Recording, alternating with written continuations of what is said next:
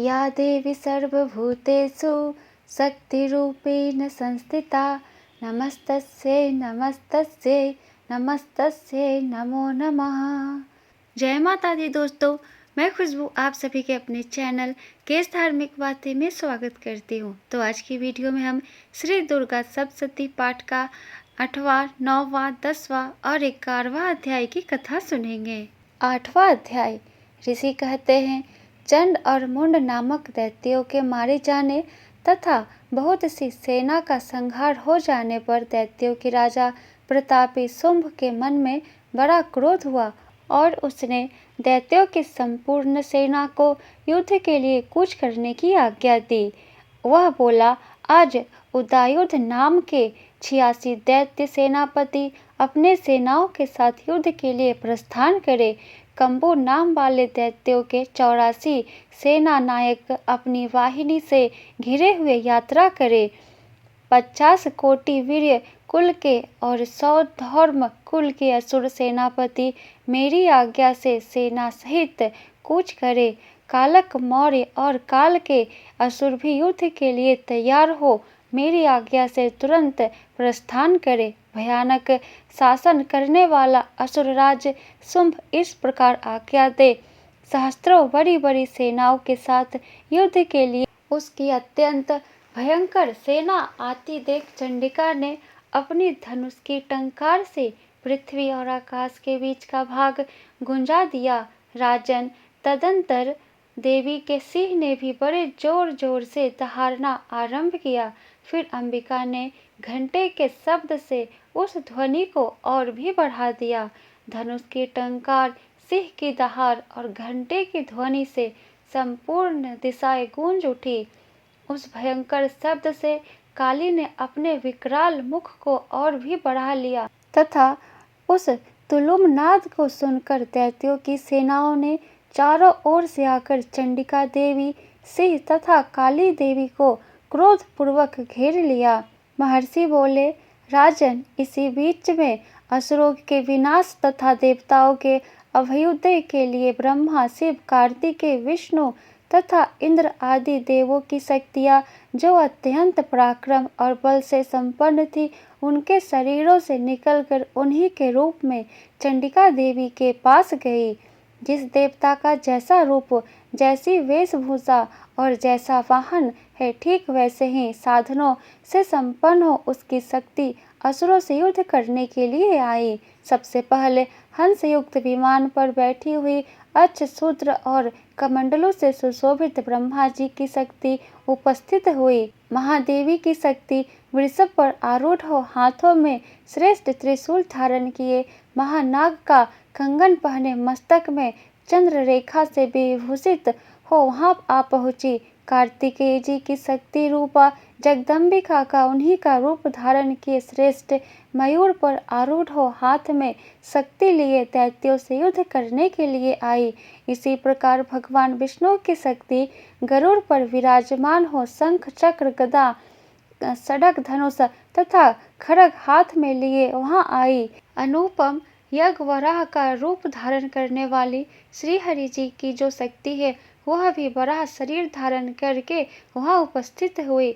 नरसिंह शक्ति भी नरसिंह के समान शरीर धारण करके वहां आई। उसकी गर्दन के बालों के झटकने से आकाश के तारे बिखरे पड़े थे।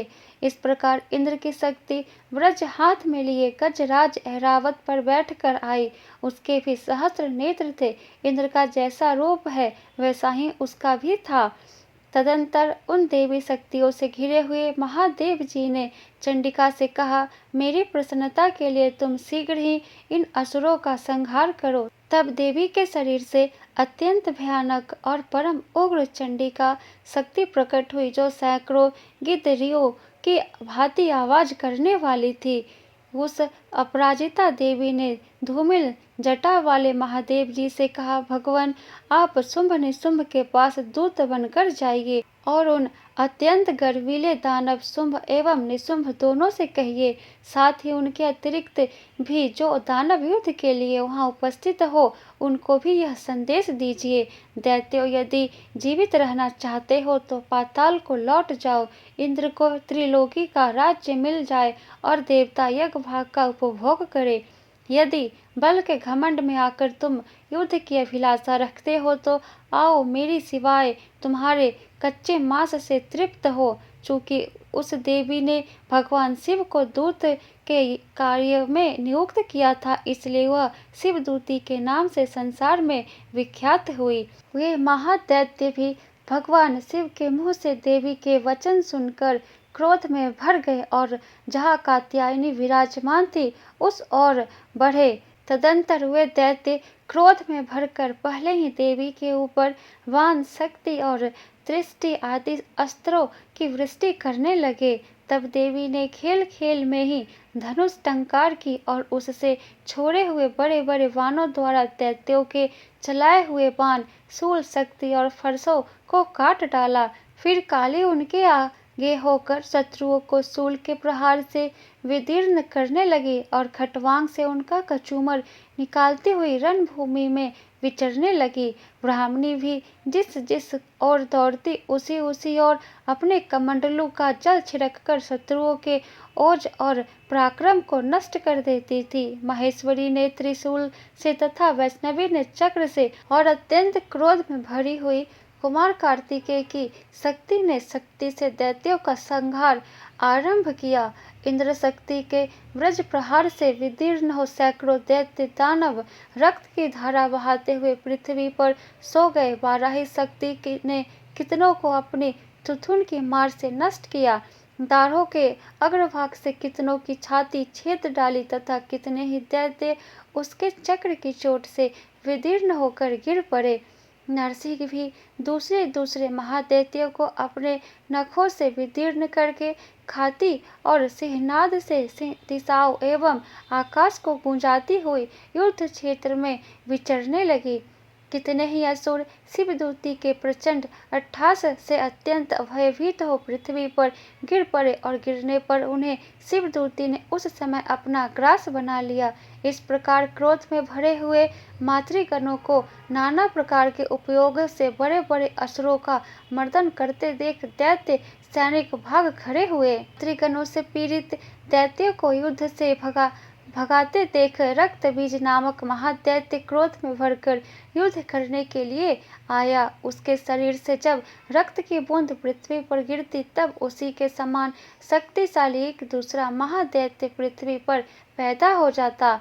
महाअसुर रक्त बीज हाथ में गदा लेकर इंद्र शक्ति के साथ युद्ध करने लगा। तब ऐन्द्री ने अपने व्रज से रक्त बीज को मारा। व्रज से घायल होने पर उसके शरीर से बहुत सा रक्त चूने लगा और उससे उसी के समान रूप तथा पराक्रम वाले योद्धा उत्पन्न होने लगे। उसके शरीर से रक्त की जितनी बूंदें गिरी उतने ही पुरुष उत्पन्न हो गए। वे सब रक्त बीज के समान ही वीर्यवान, बलवान तथा पराक्रमी थे। वे रक्त से उत्पन्न होने वाले पुरुष भी अत्यंत भयंकर अस्त्र शस्त्रों का प्रहार करते हुए वहां मातृगणों के साथ घोर युद्ध करने लगे। पुनः व्रज के प्रहार से जब उसका मस्तक घायल हुआ तब रक्त बहने लगा और उससे हजारों पुरुष उत्पन्न हो गए। वैष्णवी ने युद्ध में रक्त बीज पर चक्र का प्रहार किया तथा ऐन्द्री ने उस दैत्य सेनापति को गदा से चोट पहुंचाई। वैष्णवी के चक्र से घायल होने पर उसके शरीर से जो रक्त बहा और उससे जो उसी के बराबर आकार वाले सहस्त्रों महादैत्य प्रकट हुए, उनके द्वारा संपूर्ण जगत व्याप्त हो गया। कौमारी शक्ति से वाराही ने खड्ग से और महेश्वरी ने त्रिशूल से महादैत्य रक्त बीज को घायल किया। क्रोध में भरे हुए उस महादैत्य रक्त बीज ने भी गदा से सभी मातृ शक्तियों पर पृथक पृथक प्रहार किया। शक्ति और शूल आदि से अनेक बार घायल होने पर जो उसके शरीर से रक्त की धारा पृथ्वी पर गिरी उससे भी निश्चय ही सैकड़ों असुर उत्पन्न हुए। इस प्रकार उस महादैत्य के रक्त से प्रकट हुए असुरों द्वारा संपूर्ण जगत व्याप्त हो गया। इससे उन देवताओं को बड़ा भय हुआ। देवताओं को उदास देख चंडिका ने काली से शीघ्रता पूर्वक कहा, चामुंडे, तुम अपना मुख और फैलाओ तथा मेरे शस्त्रपात से गिरने वाले रक्त बिंदुओं और उनसे उत्पन्न होने वाले महादैत्यों को तुम अपने इस उतावले मुख से खा जाओ। इस प्रकार रक्त से उत्पन्न होने वाले महादैत्यों का भक्षण करती हुई तुम रण में विचरती रहो। ऐसा करने से उस दैत्य का सारा रक्त छीन हो जाने पर वह स्वयं भी नष्ट हो जाएगा। उन भयंकर दैत्यों को जब तुम खा जाओगे तब दूसरे नए दैत्य उत्पन्न नहीं हो सकेंगे। काली से यूँ कहकर चंडिका देवी ने शूल से रक्त बीज को मारा और काली ने अपने मुख में उसका रक्त ले लिया। तब उसने वहां चंडिका पर गदा से प्रहार किया, किंतु उस गदापात ने देवी को तनिक भी वेदना नहीं पहुंचाई। रक्त बीज के घायल शरीर से बहुत सा रक्त गिरा, किंतु ज्यों ही वह गिरा त्यों ही चामुंडा ने उसे अपने मुख में ले लिया। रक्त गिरने से काली के मुख में जो महादैत्य उत्पन्न हुए उन्हें भी वह चट कर गई और उसने रक्त बीज का रक्त भी पी लिया। तदंतर देवी ने रक्त बीज को, जिसका रक्त चामुंडा ने पी लिया था, ब्रजवान, खड़ग तथा दृष्टि आदि से मार डाला। राजन, इस प्रकार शस्त्रों के समुदाय से आहत एवं रक्तहीन हुआ महादैत्य रक्त बीज पृथ्वी पर गिर पड़ा। नरेश्वर, इससे देवताओं को अनुपम हर्ष की प्राप्ति हुई और मातृगण उन असुरों के रक्तपान के मद से उद्धत सा होकर नृत्य करने लगे।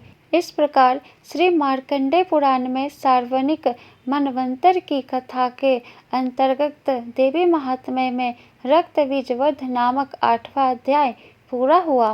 राजा ने कहा, भगवान, आपने रक्त बीज के वध से संबंध रखने वाला देवी चरित्र का यह अद्भुत महात्म्य मुझे बताया। अब रक्त बीज के मारे जाने पर अत्यंत क्रोध में भरे हुए शुंभ और निशुंभ ने जो कर्म किया उसे मैं सुनना चाहता हूँ। ऋषि कहते हैं, राजन, युद्ध में रक्त बीज तथा अन्य दैत्यों के मारे जाने पर शुंभ और निशुंभ के क्रोध की सीमा न रही। अपनी विशाल सेना इस प्रकार मारी जाती देख निशुंभ अमरस में भरकर देवी की ओर दौड़ा। उसके साथ असुरों की प्रधान सेना थी। उसके आगे पीछे तथा पार्श्व भाग में बड़े बड़े असुर थे, जो क्रोध से होठ चबाते हुए देवी को मार डालने आए। महापराक्रमी शुंभ भी अपनी सेना के साथ मातृगणों से युद्ध करने क्रोधवश चंडिका को मारने के लिए आ पहुंचा।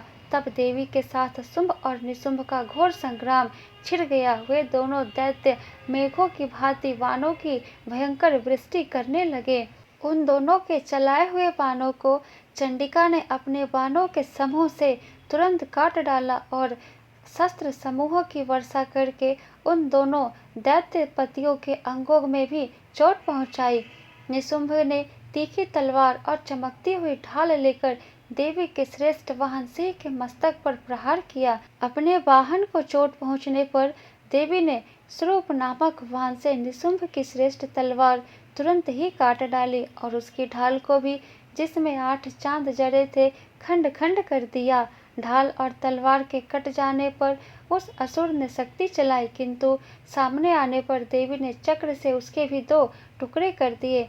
अब तो निशुंभ क्रोध से जल उठा और उस दानव ने देवी को मारने के लिए शूल उठाया, किंतु देवी ने समीप आने पर उसे भी मुक्के से मारकर चूर्ण कर दिया। तब उसने गदा घुमाकर चंडी के ऊपर चलाई, परंतु वह भी देवी के त्रिशूल से कटकर भस्म हो गई। तदंतर दैत्यराज निशुंभ को फरसा हाथ में लेकर आते देख देवी ने वान समूहों से घायल कर सुला दिया। उस भयंकर पराक्रमी भाई निशुंभ के धराशायी हो जाने पर शुंभ को बड़ा क्रोध हुआ और अंबिका का वध करने के लिए वह आगे बढ़ा। रथ पर बैठे बैठे ही उत्तम आयुधों से सुशोभित अपनी बड़ी बड़ी 8 अनुपम भुजाओं से समूचे आकाश को ढककर वह अद्भुत शोभा पाने लगा। उसे आते देख देवी ने शंख बजाया और धनुष की प्रत्यंचा का भी अत्यंत दुस्सह शब्द किया। साथ ही अपने घंटे के शब्द से, जो समस्त दैत्य सैनिकों का तेज नष्ट करने वाला था, संपूर्ण दिशाओं को व्याप्त कर दिया।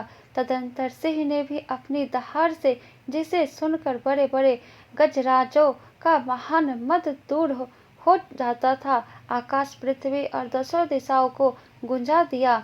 फिर काली ने आकाश में उछलकर अपने हाथों से पृथ्वी पर आघात किया। उससे ऐसा भयंकर शब्द जिससे पहले के सभी शब्द शांत हो गए। तत्पश्चात शिवदूती ने दैत्यों के लिए अमंगलजनक अट्टहास किया। इन शब्दों को सुनकर समस्त असुर थर्रा उठे, किंतु शुंभ को बहुत क्रोध हुआ। उस समय देवी ने जब शुंभ को लक्ष्य करके कहा, ओ दुरात्मा, खड़ा रह, खड़ा रह, तभी आकाश में खड़े हुए देवता बोल उठे, जय हो, जय हो। शुंभ ने वहां आकर ज्वालाओं से युक्त अत्यंत भयानक शक्ति चलाई। अग्निमय पर्वत के समान आती हुई उस शक्ति को देवी ने बड़ी भारी लूके से दूर हटा दिया। उस समय शुंभ के सिंहनाद से तीनों लोक गूंज उठे। राजन, उसकी प्रतिध्वनि से वज्रपात के समान भयानक शब्द हुआ, जिसने अन्य सब शब्दों को जीत लिया। शुंभ के चलाए हुए बाणों ने देवी ने और देवी के चलाए हुए बाणों के शुंभ ने अपने भयंकर बाणों द्वारा सैकड़ों और हजारों टुकड़े कर दिए। तब क्रोध में भरी हुई चंडिका ने शुंभ को शूल से मारा। उसके आघात से मूर्छित हो वह पृथ्वी पर गिर पड़ा। इतने में ही निशुंभ को चेतना आई और उसने धनुष हाथ में लेकर बाणों द्वारा देवी, काली तथा सिंह को घायल कर डाला। फिर उस दैत्य राज ने 10,000 बाहें बनाकर चक्रों के प्रहार से चंडिका को आच्छादित कर दिया। तब दुर्गम पीड़ा का नाश करने वाली भगवती दुर्गा ने कुपित होकर अपने बाणों से उन चक्रों तथा बाणों को काट गिराया। यह देख निशुंभ दैत्य सेना के साथ चंडिका का वध करने के लिए हाथ में गदा लेकर बड़े वेग से दौड़ा। उसके आते ही चंडी ने तीखी धार वाली तलवार से उसकी गदा को शीघ्र ही काट डाला। तब उसने शूल हाथ में ले लिया। देवताओं को पीड़ा देने वाले निशुंभ को शूल हाथ में लिए आता देख चंडिका ने वेग से चलाए हुए अपने शूल से उसकी छाती छेद डाली। शूल से विदीर्ण हो जाने पर उसकी छाती से एक दूसरा महाबली एवं पराक्रमी पुरुष खड़ी रह कहता हुआ निकला। उस निकलते हुए पुरुष की बात सुनकर देवी ठटकार कर हंस पड़ी और खड्ग से उन्होंने उसका मस्तक काट डाला। फिर तो पृथ्वी पर गिर पड़ा। तदंतर से अपनी दाढ़ों से असुरों की गर्दन कुचल कर खाने लगा। यह बड़ा भयंकर दृश्य था। उधर काली तथा शिवदूती ने भी अनन्य दैत्यों का भक्षण आरंभ किया। कौमारी की शक्ति से विदीर्ण होकर कितने ही महादैत्य नष्ट हो गए। ब्राह्मणी के मंत्र पूर्ण जल से निस्तेज होकर कितने ही भाग खड़े हुए। कितने ही दैत्य महेश्वरी के त्रिशूल से छिन्न भिन्न हो धराशाही हो गए। बाराही के थुथुन के आघात से कितनों का पृथ्वी पर कचूमर निकल गया। वैष्णवी ने भी अपने चक्र से दानव के टुकड़े टुकड़े कर डाले। इंद्री के हाथ से छूटे हुए ब्रज से भी कितने ही प्राणों से हाथ धो बैठे। कुछ असुर नष्ट हो गए, कुछ उस महायुद्ध से भाग गए तथा कितने ही काली, शिवदूती तथा सिंह के ग्रास बन गए। इस प्रकार श्री मार्कंडेय पुराण में सार्वजनिक मनवंतर की कथा के अंतर्गत देवी महात्म्य निशुंभ वध नामक 9वां अध्याय पूरा हुआ। 10वां अध्याय प्रारंभ। ऋषि कहते हैं, राजन, अपने प्राणों के समान प्यारे भाई निशुंभ को मारा गया देख तथा सारी सेना का संहार होता जान शुंभ कुपित होकर कहा, दुष्ट दुर्गे, तू बल के अभिमान में झूठ मूठ का घमंड न दिखा। तू बड़ी माननी बनी हुई है, किंतु दूसरी स्त्रियों के बल का सहारा लेकर लड़ती है। देवी बोली, ओ दुष्ट, मैं अकेली ही हूँ। इस संसार में मेरे सिवा दूसरी कौन है। देख, ये मेरी ही विभूतियाँ हैं, अतः मुझ में ही प्रवेश कर रही हैं। तदंतर ब्राह्मणी आदि समस्त देवियाँ अंबिका देवी के शरीर में लीन हो गई। उस समय केवल अंबिका देवी ही रह गई। देवी बोली, मैं अपनी ऐश्वर्य शक्ति से अनेक रूपों में यहाँ उपस्थित हुई थी। उन सब रूपों को मैंने समेट लिया। अब अकेले ही युद्ध में खड़ी हूँ। तुम भी स्थिर हो जाओ। ऋषि कहते हैं, तदंतर देवी और शुंभ दोनों में सब देवताओं तथा दानवों के देखते देखते भयंकर युद्ध छिड़ गया। वानों की वर्षा तथा तीखे शस्त्रों एवं दारुण अस्त्रों के प्रहार के कारण उन दोनों का युद्ध सब लोगों के लिए बड़ा भयानक प्रतीत हुआ। उस समय अंबिका देवी ने जो सैकड़ों दिव्य अस्त्र छोड़े, उन्हें दैत्यराज शुंभ ने अनेक निवारक अस्त्रों द्वारा काट डाला। इसी प्रकार शुंभ ने भी जो दिव्य अस्त्र चलाए, उन्हें परमेश्वरी ने हुंकार शब्द के उच्चारण आदि द्वारा खिलवाड़ में ही नष्ट कर डाला। तब उस असुर ने सैकड़ों वाणों से देवी को आच्छादित कर दिया। यह देख क्रोध में भरी हुई उन देवी ने भी बाण मारकर उसका धनुष काट डाला।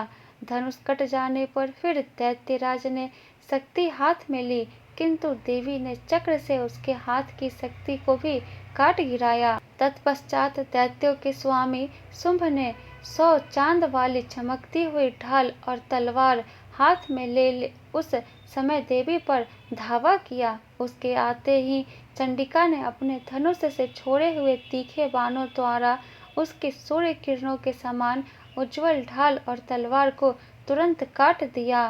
फिर उस दैत्य के घोड़े और सारथी मारे गए। धनुष तो पहले ही कट चुका था, अब उसने अंबिका को मारने के लिए उगद होकर भयंकर मुदगर हाथ में लिया। उसे आते देख देवी ने अपने तीक्ष्ण बाणों से उसका मुदर भी काट डाला। तिस पर फिर वह असुर मुक्का तान कर बड़े वेग से देवी की ओर झपटा। उस दैत्यराज ने देवी की छाती में मुक्का मारा, तब उन देवी ने भी उसकी छाती में एक चाटा जड़ दिया। देवी का थप्पड़ खाकर दैत्यराज शुंभ पृथ्वी पर गिर पड़ा, किंतु पुनः सहसा पूर्वतः उठकर खड़ा हो गया। फिर वह उछला और देवी को ऊपर ले जाकर आकाश में खड़ा हो गया। तब चंडिका आकाश में भी बिना किसी आधार के ही शुंभ के साथ युद्ध करने लगी।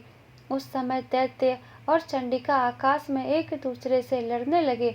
उनका वह युद्ध पहले सिद्धों और मुनियों को विस्मय में डालने वाला हुआ। फिर अंबिका ने शुंभ के साथ बहुत देर तक युद्ध करने के पश्चात उसे उठाकर घुमाया और पृथ्वी पर पटक दिया। पटके जाने पर पृथ्वी पर आने के बाद वह दुरात्मा दैत्य पुनः चंडिका का वध करने के लिए उनकी ओर वेग से दौड़ा। तब समस्त दैत्यों के राजा शुंभ को अपनी ओर आते देख देवी ने त्रिशूल से उसकी छाती छेद कर उसे पृथ्वी पर गिरा दिया। देवी के शूल की धार से घायल होने पर उसके प्राण पखेरु उड़ गए और वह समुद्रों, द्वीपों तथा पर्वतों सहित समूची पृथ्वी को कपाता हुआ भूमि पर गिर पड़ा। तदंतर उस दुरात्मा के मारे जाने पर संपूर्ण जगत प्रसन्न एवं पूर्ण स्वस्थ हो गया तथा आकाश स्वच्छ दिखाई देने लगा। पहले जो उत्पात सूचक मेघ और उल्कापात होते थे, वे सब शांत हो गए तथा उस दैत्य के मारे जाने पर नदियां भी ठीक मार्ग से बहने लगी। उस समय शुंभ की मृत्यु के बाद संपूर्ण देवताओं का हृदय हर्ष से भर गया और गंधर्वगण मधुर गीत गाने लगे। दूसरे गंधर्व बाजे बजाने लगे और अप्सराएं नाचने लगी। पवित्र वायु बहने लगी। सूर्य की प्रभा उत्तम हो गई। अग्निशाला की बुझी हुई आग अपने आप प्रज्वलित हो उठी तथा संपूर्ण दिशाओं के भयंकर शब्द शांत हो गए। इस प्रकार श्री मार्कंडेय पुराण में सर्वनिक मनवंतर की कथा के अंतर्गत देवी महात्म्य में शुंभ वध नामक 10वां अध्याय पूरा हुआ।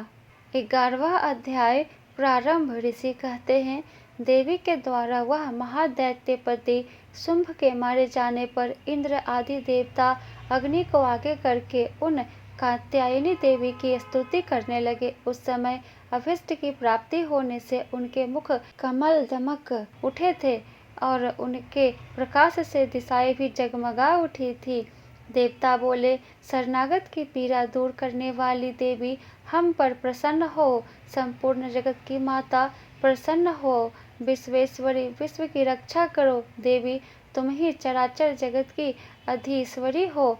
तुम ही इस जगत का एकमात्र आधार हो, क्योंकि पृथ्वी रूप में तुम्हारी ही स्थिति है।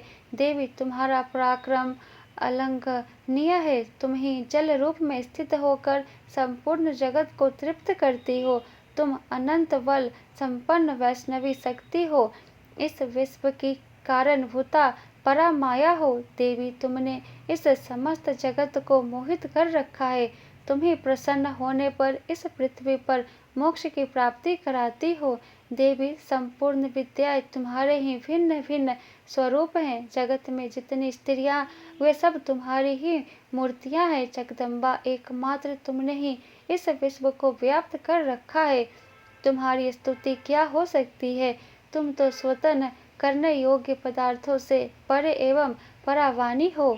जब तुम सर्वस्वरूपा देवी, स्वर्ग तथा मोक्ष प्रदान करने वाली हो, तब इसी रूप में तुम्हारी स्तुति हो गई। तुम्हारी स्तुति के लिए इससे अच्छी उक्तियाँ और क्या हो सकती है। बुद्धि रूप से सब लोगों के हृदय में विराजमान रहने वाली तथा स्वर्ग एवं मोक्ष प्रदान करने वाली नारायणी देवी, तुम्हें नमस्कार है। कला, काष्ठा आदि के रूप में क्रमश परिणाम अवस्था परिवर्तन की ओर ले जाने वाली तथा विश्व का उपसंहार करने में सामर्थ्य नारायणी, तुम्हें नमस्कार है। नारायणी, तुम सब प्रकार का मंगल प्रदान करने वाली मंगलमयी हो, कल्याण दायिनी शिवा हो, सब पुरुषार्थों को सिद्ध करने वाले शरणागत वत्सल तीन नेत्रों वाली एवं गौरी हो, तुम्हें नमस्कार है। तुम सृष्टि पालन और संहार की शक्ति भूता सनातनी देवी, गुणों का आधार तथा सर्वगुणमयी हो। नारायणी, तुम्हें नमस्कार है। शरण में आए हुए तीनों एवं पीड़ितों की रक्षा में संलग्न रहने वाली तथा सबकी पीड़ा दूर करने वाली नारायणी देवी, तुम्हें नमस्कार है। नारायणी, तुम ब्रह्माणी का रूप धारण करके हंसों से जुते हुए विमान पर बैठी तथा कुश मिश्रित जल छिड़कती रहती हो, तुम्हें नमस्कार है। माहेश्वरी रूप से त्रिशूल, चंद्रमा एवं सर्प को धारण करने वाली तथा महान वृषभ की पीठ पर बैठने वाली नारायणी देवी, तुम्हें नमस्कार है। मोरों और मुर्गों से घिरी रहने वाली तथा महाशक्ति धारण करने वाली कौमारी रूप धारणी निष्पापे नारायणी, तुम्हें नमस्कार है। शंख, चक्र, गदा और सड़क धनुष आदि रूप उत्तम आयुधों को धारण करने वाली वैष्णवी शक्ति रूपा नारायणी, तुम प्रसन्न हो, तुम्हें नमस्कार है। हाथ में भयानक महाचक्र लिए और दाढ़ों पर धरती को उठाए बराही रूप धारणी कल्याणमयी नारायणी, तुम्हें नमस्कार है। भयंकर नृसिंह रूप से दैत्यों के वध के लिए उद्योग करने वाली तथा त्रिभुवन की रक्षा में संलग्न रहने वाली नारायणी, तुम्हें नमस्कार है। मस्तक पर किरीट और हाथ में महावज्र धारण करने वाली, सहस्त्र नेत्रों के कारण उद्दीप्त दिखाई देने वाली और वृत्तासुर के प्राणों का अपहरण करने वाली इंद्राशक्ति रूपा नारायणी देवी, तुम्हें नमस्कार है। शिवदूती रूप से दैत्यों की महती सेना का संहार करने वाले भयंकर रूप धारण तथा विकट गर्जना करने वाली नारायणी, तुम्हें नमस्कार है। धारों के कारण विकराल मुख वाली मुंडमाला से विभूषित मुंडमर्दिनी चामुंडा रूपा नारायणी, तुम्हें नमस्कार है। लक्ष्मी, लज्जा, महाविद्या, श्रद्धा, पुष्टि, स्वधा, ध्रुवा, महारात्रि तथा महाअविधा रूपा नारायणी, तुम्हें नमस्कार है। मेधा, सरस्वती, श्रेष्ठा, ऐश्वर्य रूपा भूरे रंग की अथवा पार्वती, महाकाली, स्वयंपरायणा, सबकी अधीश्वरी रूपनी नारायणी, तुम्हें नमस्कार है।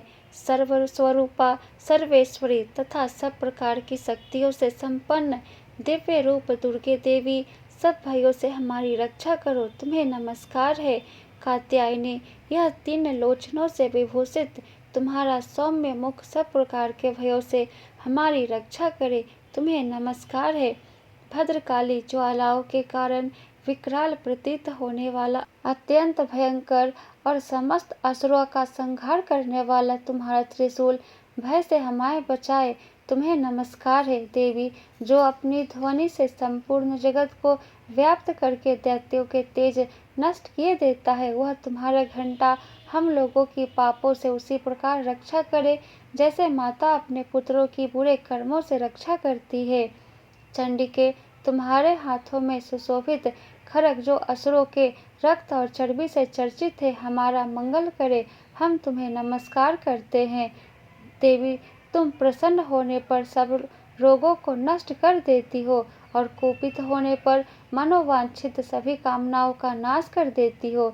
जो लोग तुम्हारी शरण में जा चुके हैं उन पर विपत्ति तो आती ही नहीं। तुम्हारी शरण में गए हुए मनुष्य दूसरों को शरण देने वाले हो जाते हैं। देवी अंबिके, तुमने अपने स्वरूपों को अनेक भागों में विभक्त करके नाना प्रकार के रूपों से जो इस समय इन धर्मद्रोही महादैत्यों का संहार किया है, वह सब दूसरी कौन कर सकता है। विद्याओं में ज्ञान को प्रकाशित करने वाले शास्त्रों में तथा वेदों में तुम्हारे सिवा और किसका वर्णन है, तथा तुमको छोड़कर दूसरी कौन ऐसी शक्ति है जो इस विश्व को अज्ञानमय घोर अंधकार से परिपूर्ण ममता रूपी गड्ढे में निरंतर भटका रही है। जहाँ राक्षस, जहाँ भयंकर विष वाले सर्प, जहाँ शत्रु, जहाँ लुटेरों की सेना और जहाँ दावानल हो, वहाँ तथा समुद्र के बीच में भी साथ रहकर तुम विश्व की रक्षा करती हो। विश्वेश्वरी, तुम विश्व का पालन करती हो। विश्व रूपा हो, इसलिए संपूर्ण विश्व को धारण करती हो। तुम भगवान विश्वनाथ की भी वंदनीय हो। जो लोग भक्ति पूर्वक तुम्हारे सामने मस्तक झुकाते हैं, वे संपूर्ण विश्व को आश्रय देने वाले होते हैं। देवी प्रसन्न हो, जैसे इस समय असुरों का वध करके तुमने शीघ्र ही हमारी रक्षा की है, उसी प्रकार सदा हमें शत्रुओं के भय से बचाओ। संपूर्ण जगत का पाप नष्ट कर दो और उत्पाद एवं पापों के फलस्वरूप प्राप्त होने वाले महामारी आदि बड़े बड़े उपद्रवों को शीघ्र दूर कर दो। विश्व की पीड़ा दूर करने वाली देवी, हम तुम्हारे चरणों पर पड़े हुए हैं, हम पर प्रसन्न हो। त्रिलोक निवासियों की पूजनीय परमेश्वरी, सब लोगों को वरदान दो। देवी बोली, देवताओं, मैं वर देने को तैयार हूँ। तुम्हारे मन में जिसकी इच्छा हो वह वर मांग लो। संसार के लिए उस उपकारक वर को मैं अवश्य दूंगी। देवता बोले, सर्वेश्वरी, तुम इसी प्रकार तीनों लोकों की समस्त बाधाओं को शांत करो और हमारे शत्रुओं का नाश करती रहो। देवी बोली, देवताओं, वह वस्तु मनवंतर के 28वें युग में शुंभ और निशुंभ नाम के दो अन्य महादैत्य उत्पन्न होंगे। तब मैं नंद गोप के घर में उनकी पत्नी यशोदा के गर्भ से अवतीर्ण हो विंध्याचल में जाकर रहूंगी और उक्त दोनों असुरों का नाश करूंगी। फिर अत्यंत भयंकर रूप से पृथ्वी पर अवतार ले मैं वैप्रचित नाम वाले दानवों का वध करूंगी। उन भयंकर महादैत्यों को भक्षण करते समय मेरे दांत अनार के फूल की भांति लाल हो जाएंगे। तब स्वर्ग में देवता और मृत्यु लोक में मनुष्य सदा मेरी स्तुति करते हुए मुझे रक्त दंतिका कहेंगे। फिर जब पृथ्वी पर 100 वर्षों के लिए वर्षा रुक जाएगी और पानी का अभाव हो जाएगा, उस समय मुनियों के स्वतन करने पर मैं पृथ्वी पर अयोनी रूप में प्रकट होंगी और 100 नेत्रों से मुनियों को देखूंगी। अतः मनुष्य शताक्षी इस नाम से मेरा कीर्तन करेंगे। देवताओं, उस समय मैं अपने शरीर से उत्पन्न हुए शाकों द्वारा समस्त संसार का भरण पोषण करूंगी। जब तक वर्षा नहीं होगी तब तक वे शाक ही सबके प्राणों की रक्षा करेंगे। ऐसा करने के कारण पृथ्वी पर शाकंभरी के नाम से मेरी ख्याति होगी। उसी अवतार में मैं दुर्गम नामक महादैत्य का वध करूंगी। इससे मेरा नाम दुर्गा देवी के रूप में प्रसिद्ध होगा। फिर मैं जब भीम रूप धारण करके मुनियों की रक्षा के लिए हिमालय पर रहने वाले राक्षसों का भक्षण करूंगी, उस समय सब मुनि भक्ति से नतमस्तक होकर मेरी स्तुति करेंगे। तब मेरा नाम भीमा देवी के रूप में विख्यात होगा। जब अरुण नामक दैत्य तीनों लोकों में भारी उपद्रव मचाएंगे, तब मैं तीनों लोकों का हित करने के लिए 6 पैरों वाले असंख्य भ्रमरों का रूप धारण करके उस महादैत्य का वध करूंगी। उस समय सब लोग भ्रामरी के नाम से चारों ओर मेरी स्तुति करेंगे। इस प्रकार जब जब संसार में दानवी बाधा उपस्थिति होगी तब तब अवतार लेकर मैं शत्रुओं का संहार करूंगी। इस प्रकार श्री मार्कंडेय पुराण में सार्वनिक मनवंतर की कथा के अंतर्गत देवी महात्म्य देवी स्तुति नामक 11वां अध्याय पूरा हुआ। तो प्रेम से बोलिए माँ दुर्गा की जय, माँ शेरों वाली अंबिका की जय, आदि शक्ति की जय।